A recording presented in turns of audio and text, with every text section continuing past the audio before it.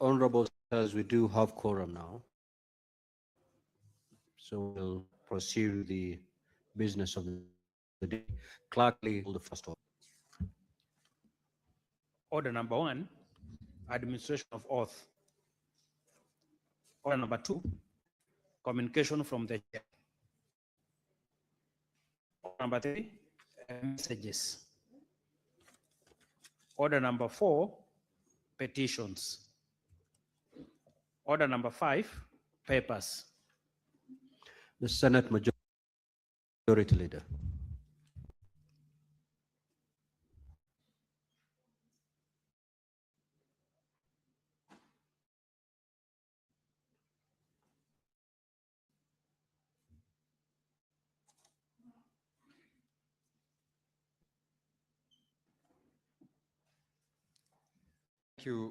Thank you, Mr. Speaker.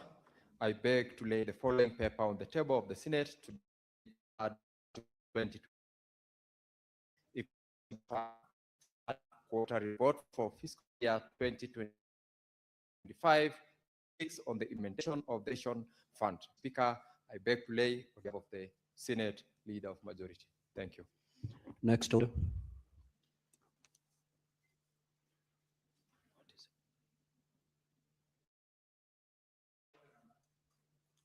Order number 6, notices of motion. The Senate Majority Leader.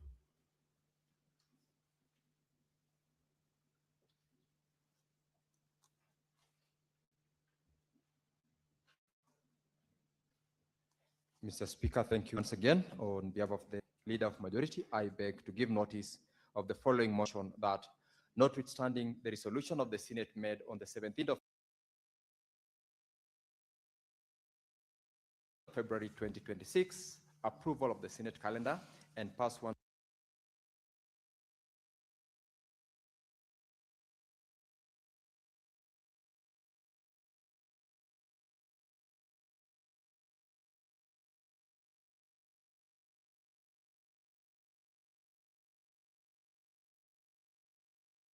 to Standing Order 32-4, the Senate resolved to alter its calendar for the 5th session 2026 in respect of Part 3 so as to proceed on recess from Friday 19th of June 2026 and to resume regular sittings on Tuesday 14th of July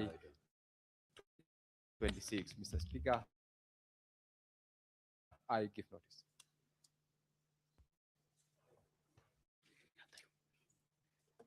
Order number 7, and statements. Statement pursuant to Standing Order 53-1, the Honorable Senator for Bungoma County, Senator Duale.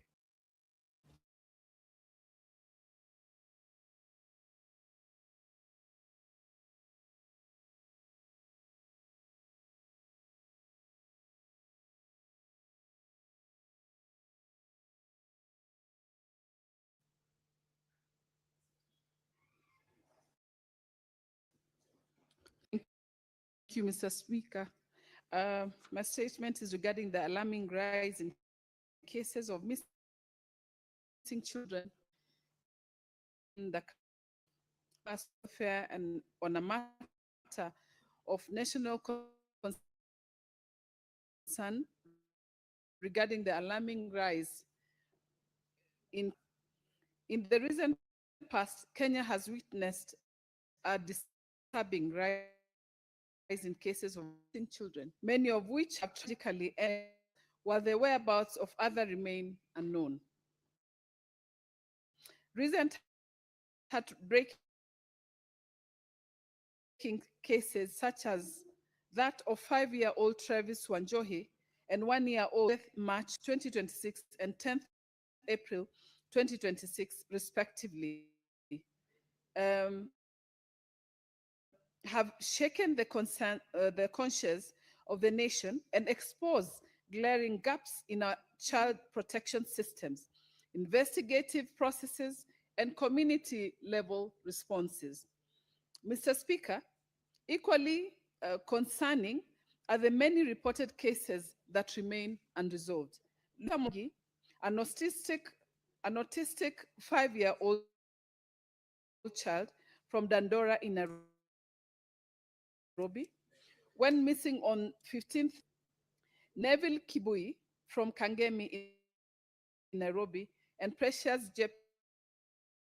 Jepchirchir from Kaimoi village in Nandi County, who went missing on 29 August, some of the statistics of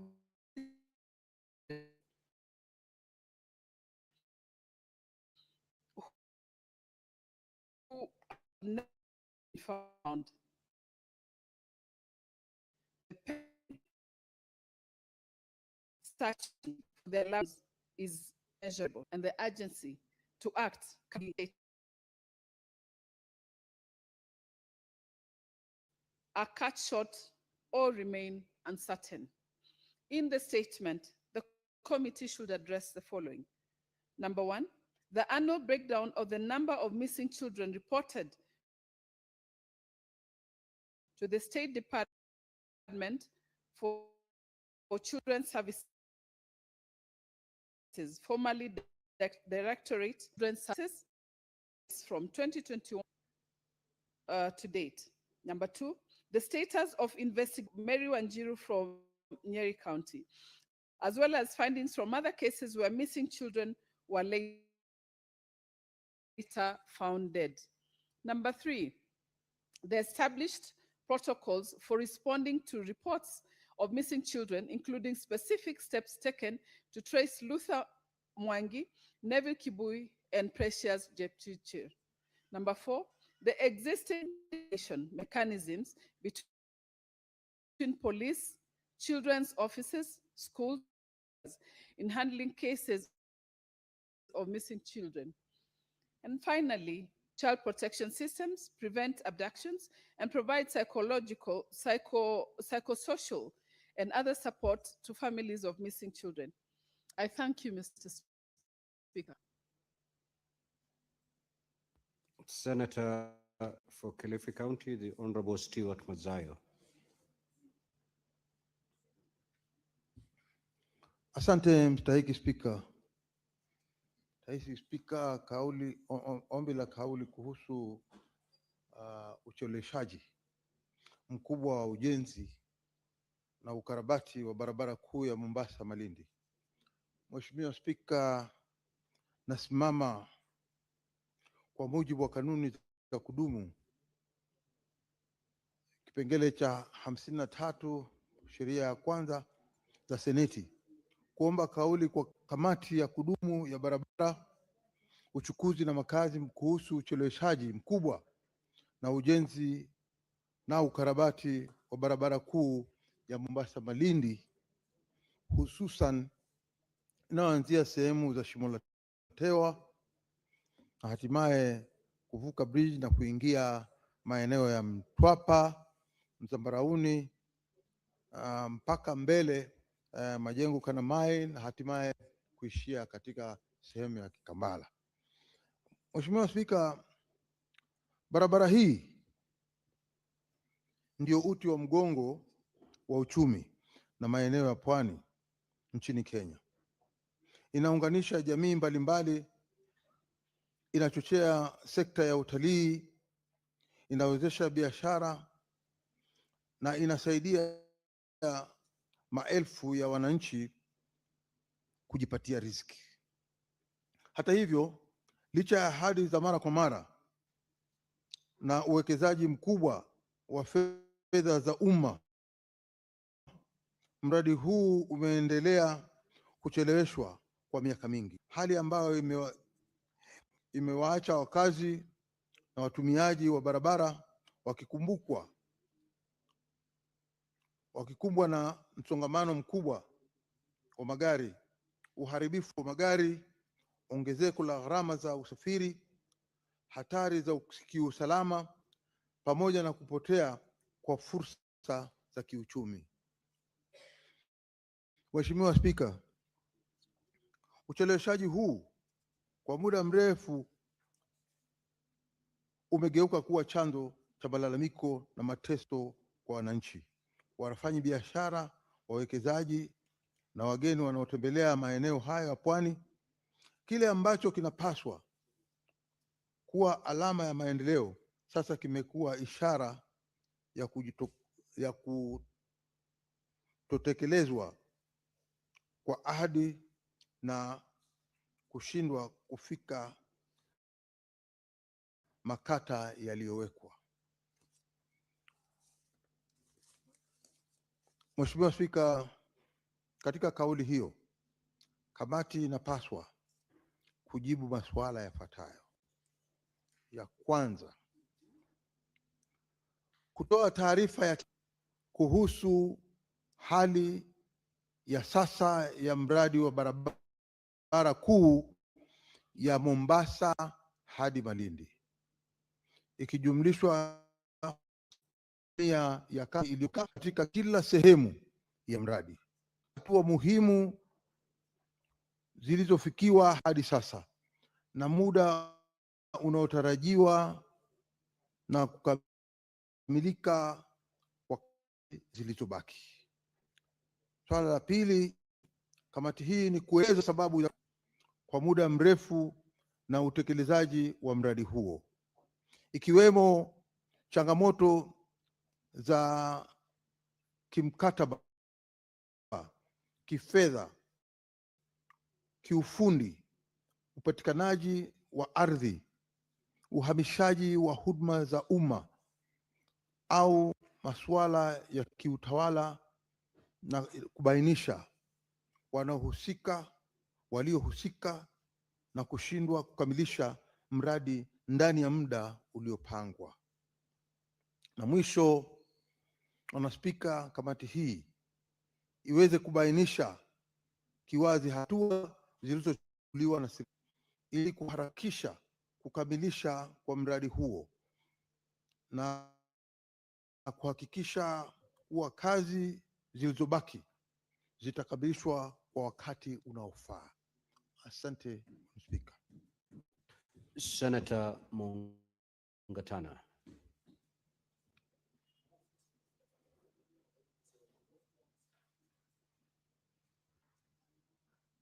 I thank you, Mr. Speaker. Mr. Speaker, I rise to Standing Order 53-1 to seek a statement from the Standing Committee on National Security, Defense, and Foreign Relations on a matter of county-wide concern regarding the decade-long ban on nighttime travel for public service vehicles along the Malindi-Garseni-Lamu Highway, specifically the Lamu-Witu-Garseni stretch. Mr. Speaker, sir, this prolonged curfew, active since 19th July 2014, has severely crippled the local economy, causing public transport operators to lose an estimated 2.95 billion in direct gross ticket revenue, alongside severe capital stagnation from underutilized vehicle assets. Despite a late May High Court ruling suspending the night travel curfew, local police commanders have maintained the roadblocks, citing a legal standstill and a lack of explicit counter directives from the Inspector General of Police and the Ministry of Interior. This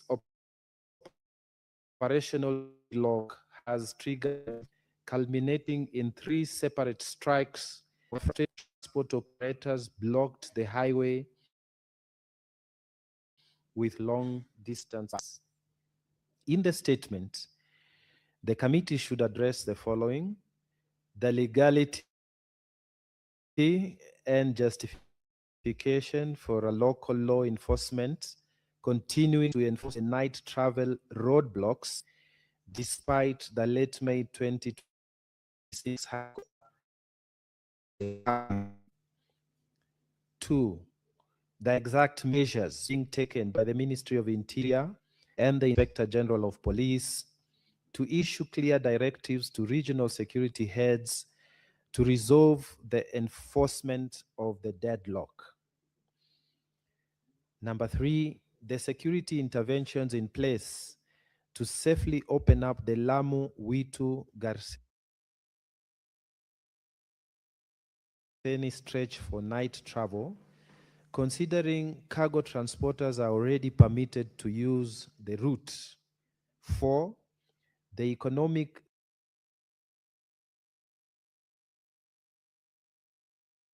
recovery plans or mitigations proposed by the government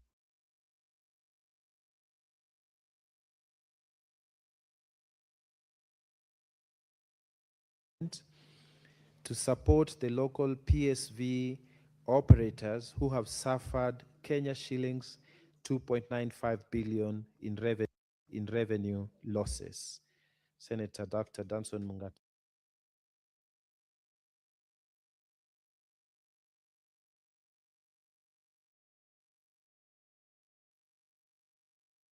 Mungatana Tana River County. Thank you, Mr. Speaker.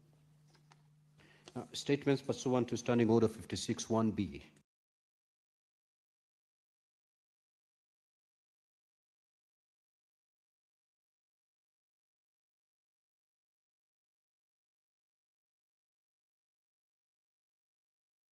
The Chairperson, Standing Committee on Land, Environment and Natural Resources.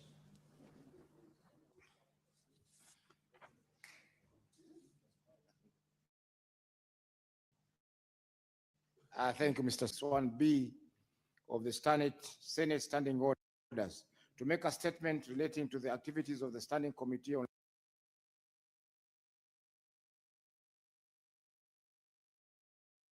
Land, Environment and Natural Resources during the period between January 2026 and April 2026. Honorable Speaker, the Senate Standing Committee on Land, Environment and Natural Resources established under Standing Order number 2284 of the Senate Standing Orders and is mandated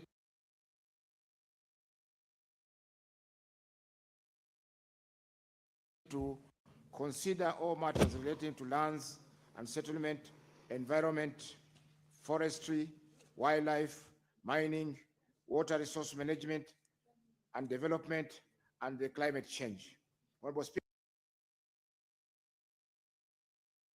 during the period under review, the committee held a total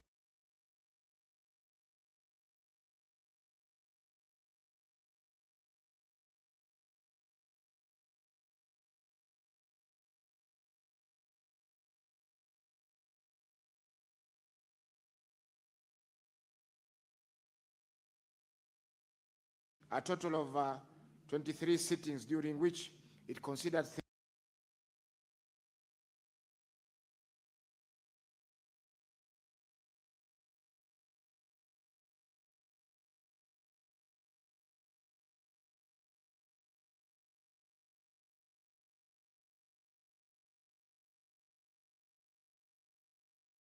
considered 3 bills, 7 petitions, and 13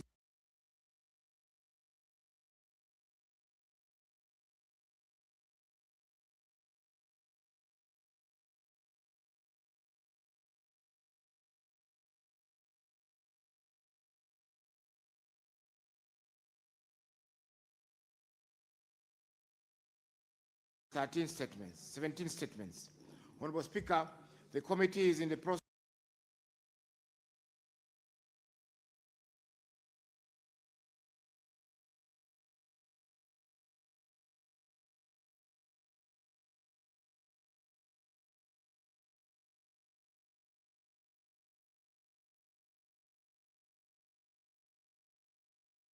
process of finalizing the following 7 petitions, namely the petition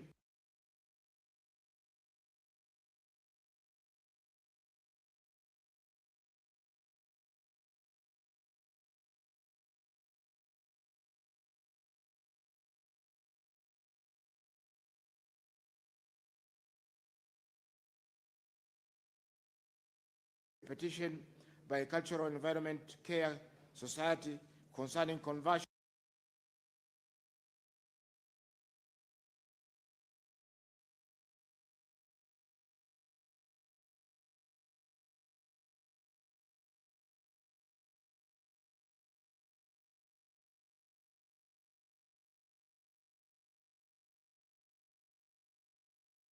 of LR number 209 stroke 2378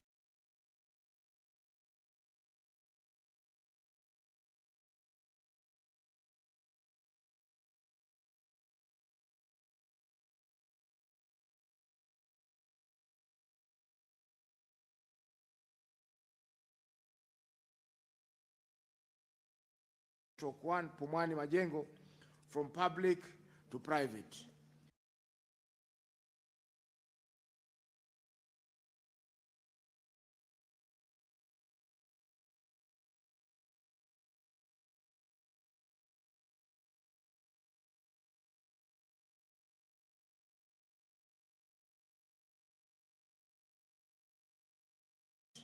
Number 2, the petition regarding the eviction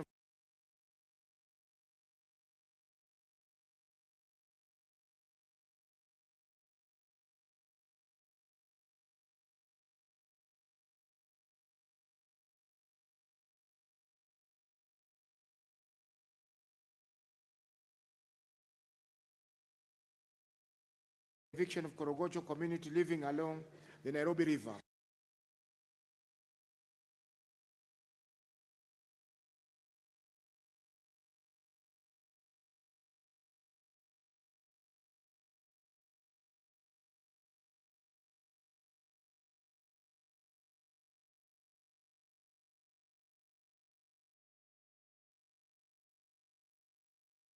River corridor after its declaration as a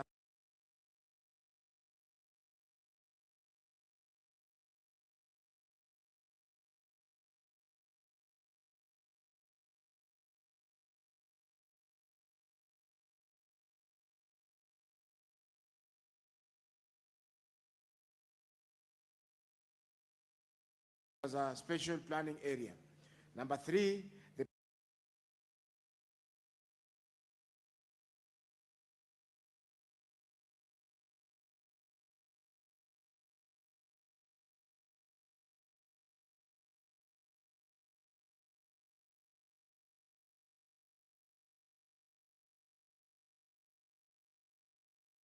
the petition by all the Kesi community members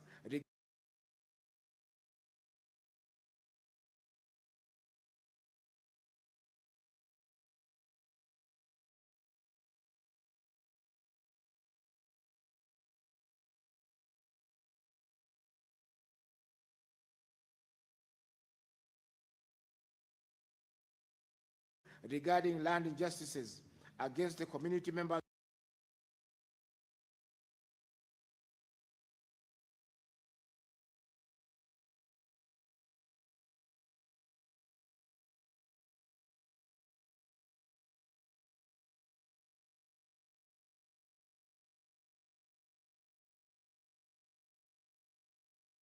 living in Oldekesi, Narok West County.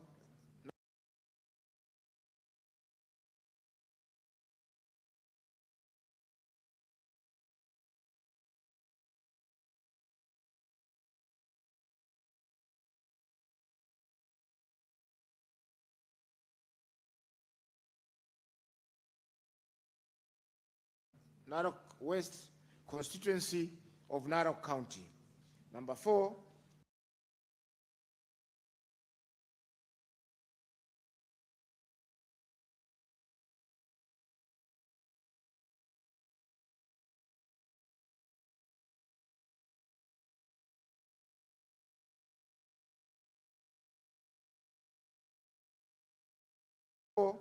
the petition on the threats, intimidation, harassment,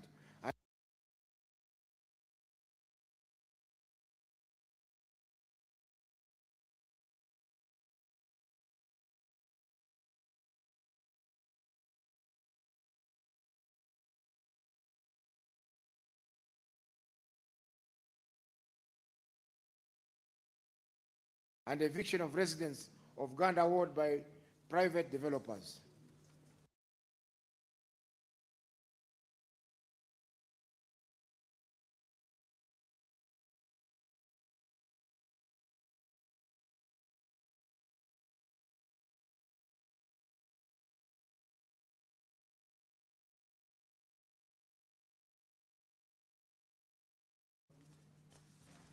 Number 5, the petition regarding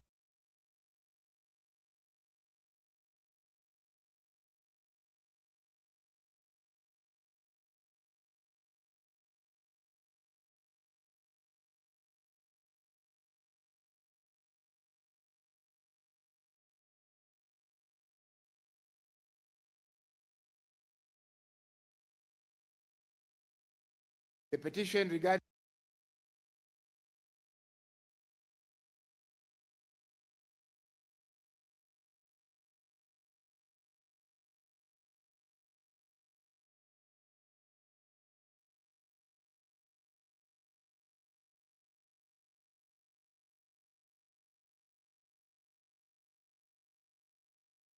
petition regarding the eviction of from the property reference number C.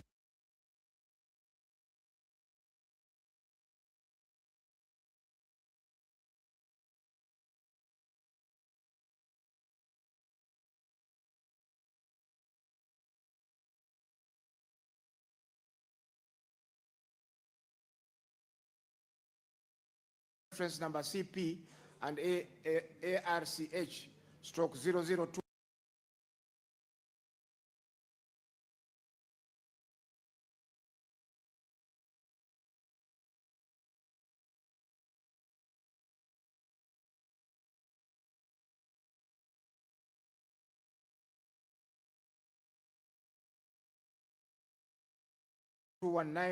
Excision of LR number 209.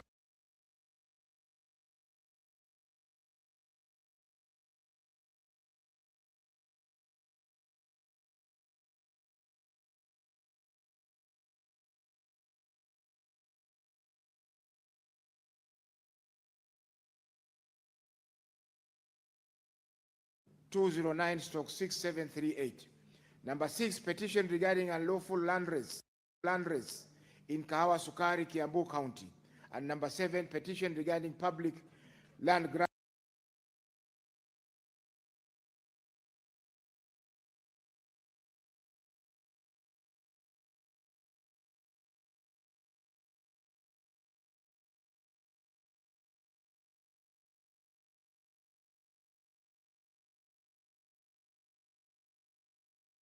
Land grabbing in Kithima location in Meru County.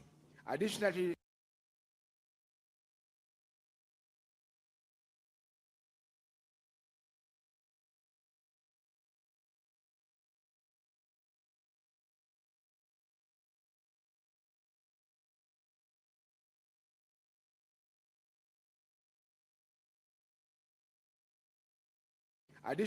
the committee has received responses on 5 statements, which have been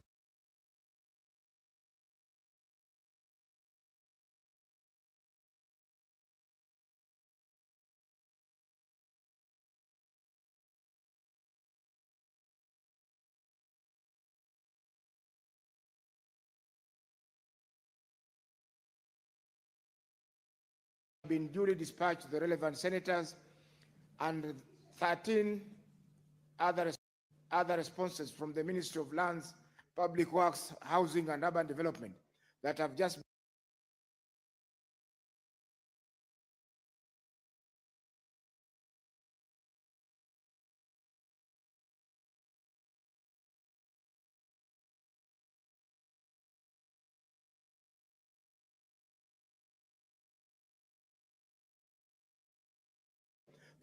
been received and is awaiting physical appearance from the relevant cabinet secretary.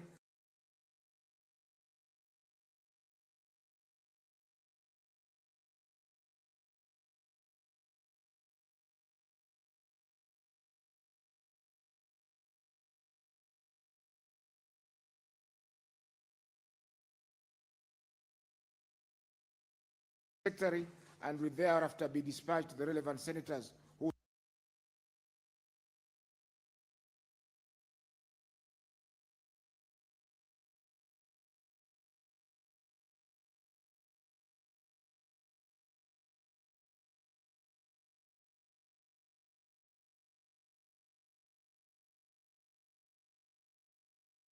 who sought the statements.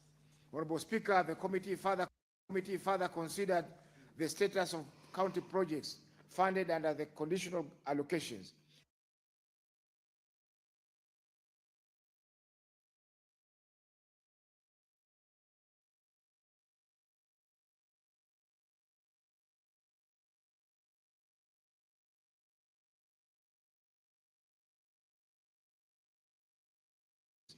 These include the financially locally led climate action program, FLOCA, the Kenya Climate Smart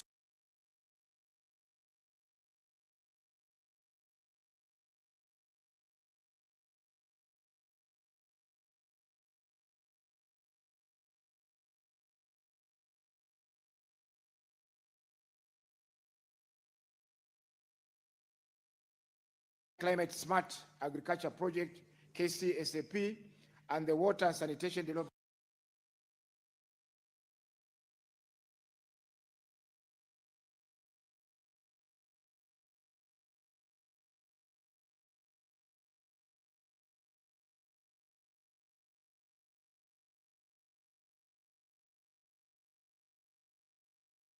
Development Project, WSDP.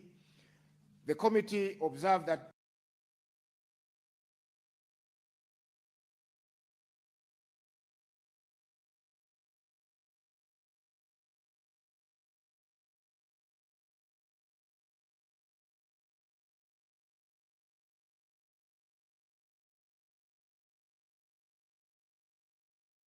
progress in implementing conditional allocation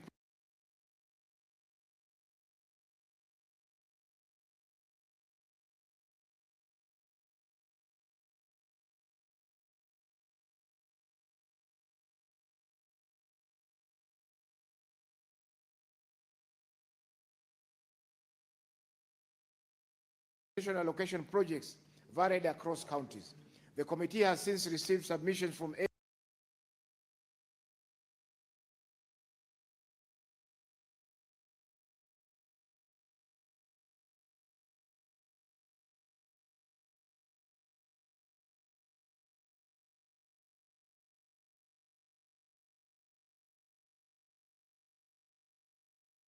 eight counties, namely Homa Bay, Migori, Nandi, Kericho, Nairobi, with the most recent meeting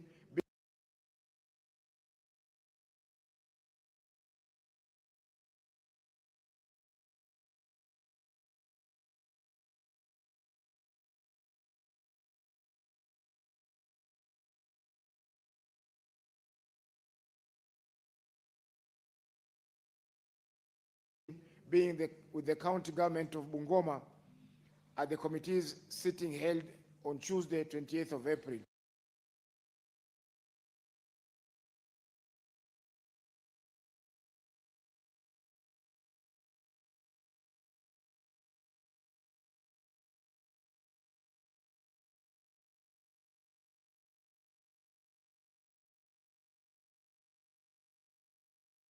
April 2026.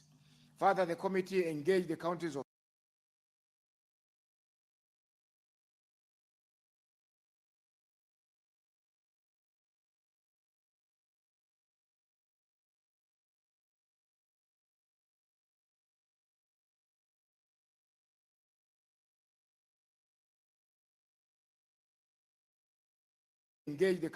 Kwale and Kilifi on FLOCA during a joint visit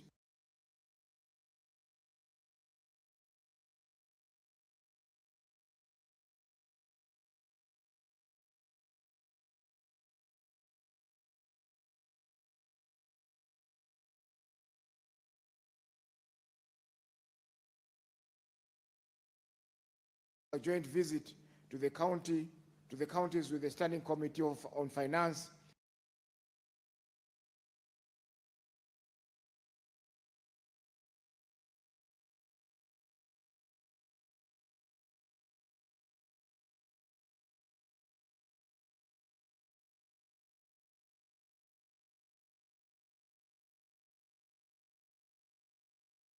and Budget on 27th and 28th of March 2026, respectively.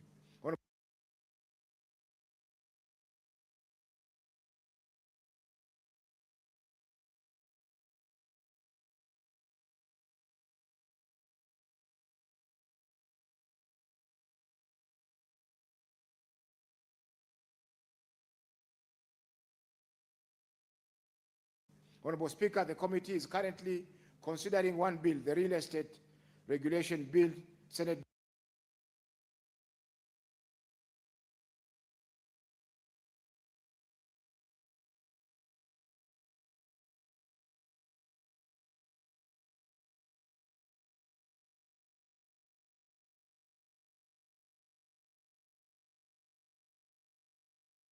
Senate Bills number 35 for 2023 and is in the process of considering the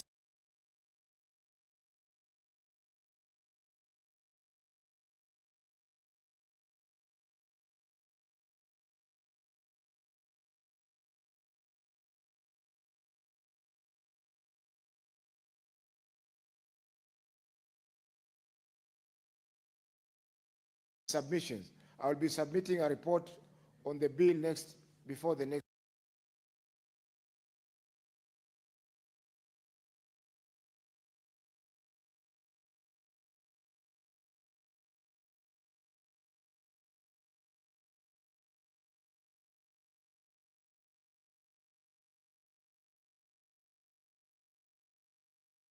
Before the next reporting period.